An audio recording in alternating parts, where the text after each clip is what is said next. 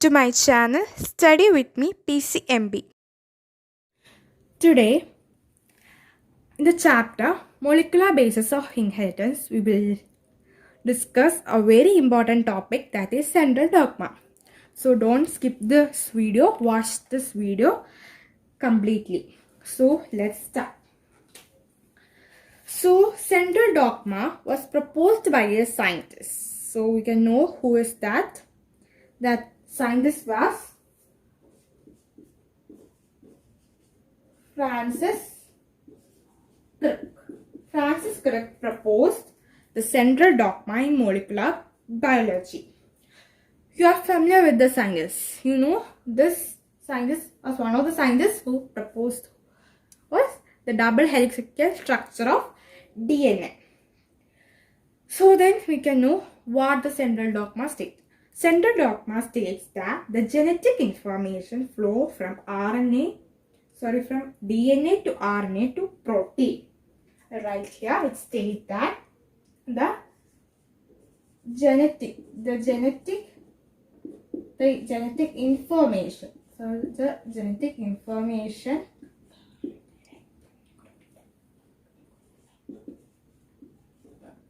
flow from DNA to RNA to protein. This is what central dogma states. Genetic information flow from DNA to RNA to protein. So in the first part, I have told you two terms. I have written and told you about two terms.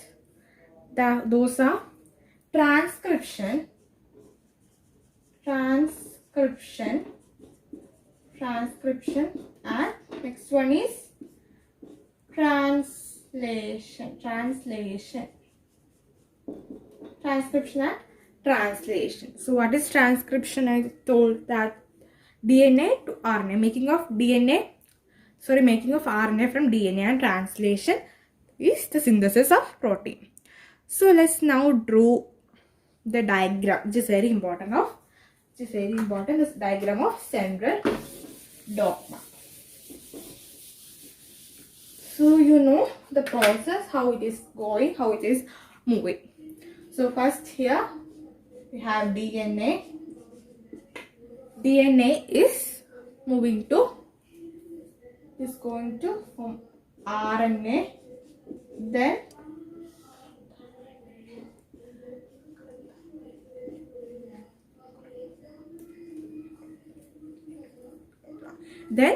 protein. So here some processes are happening. Here is DNA is replicating. Replication is happening here. Replication. Then DNA to RNA. I have already told you just few seconds before. That is transcription. Then here synthesis of protein is happening. Protein is made. So here it is translation.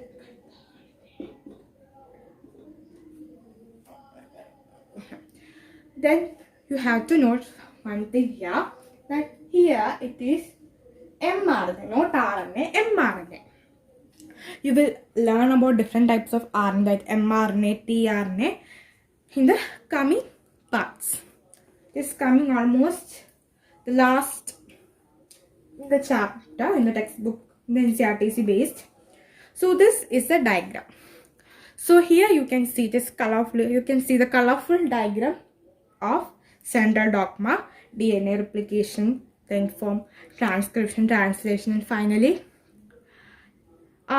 protein molecules are formed. Proteins are formed.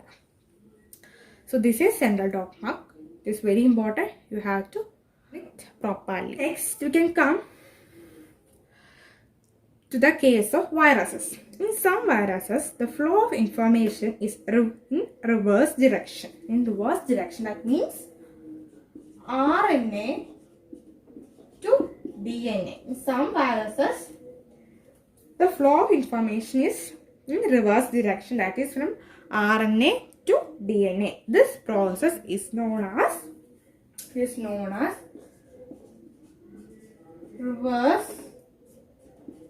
transcription. Here I have told you DNA to RNA, it is transcription. Then opposite, when it comes opposite, it is reverse. Another word also is only coming here. So it's not a new term here.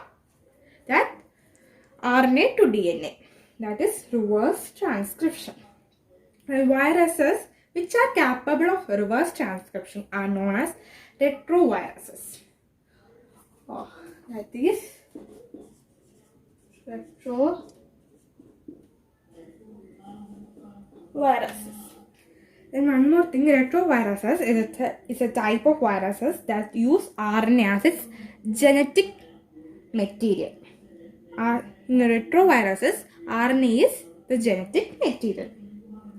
Then mostly all viruses show this reverse transcription. For example, coronavirus, then HIV causing viruses, cancer causing viruses, etc. Almost all viruses show reverse transcription. So in this part we have discussed about central dogma, which is very important. Thank you.